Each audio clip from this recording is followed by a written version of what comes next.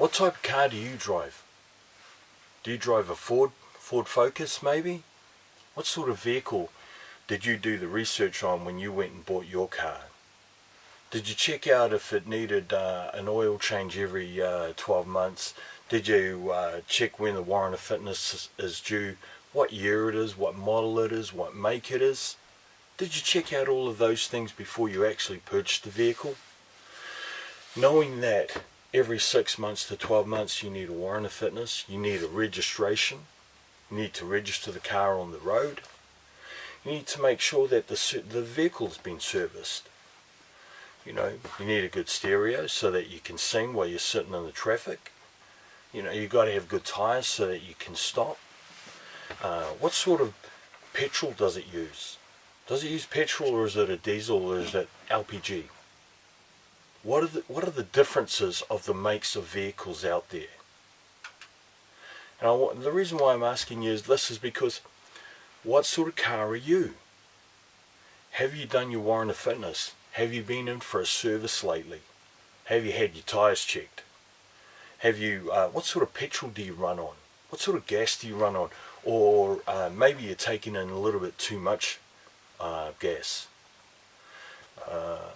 You can dress your vehicle up with mags and put a nice stereo in it and tint the windows and paint it up, lower it, do what you want. But basically the internals of the vehicle all run the same, and that's what I'm talking about you. You and me, our insides all run the same. And we can't take on too much fuel, or we can't take on bad fuel because something happens and it damages the motor of our car. 6 months later, we're worried about our service, but we don't go in for one. Now, if we were to treat our vehicle like that, then we'd be driving around on the road with a lot of wrecks. And that's not happening because there are standards.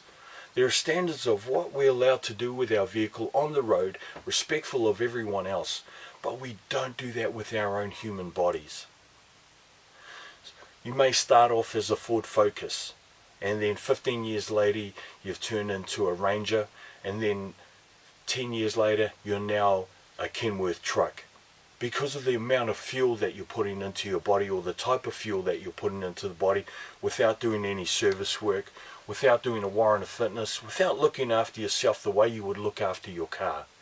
Many of us keep a car for like 10 to 15 years, and it's still in good nick when we sell it.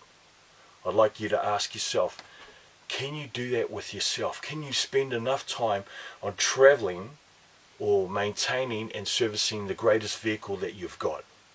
You. What sort of gas are you taking? When was the last service? Do you need a warrant of fitness? If you do, then go and do it now, because the vehicle that you drive yourself is more important than the vehicle that you've got on the road that is just a bunch of steel. Of course you need it. You need to get to work, we all do. Look after both of them then, mainly your own. Talk to you in 2 days.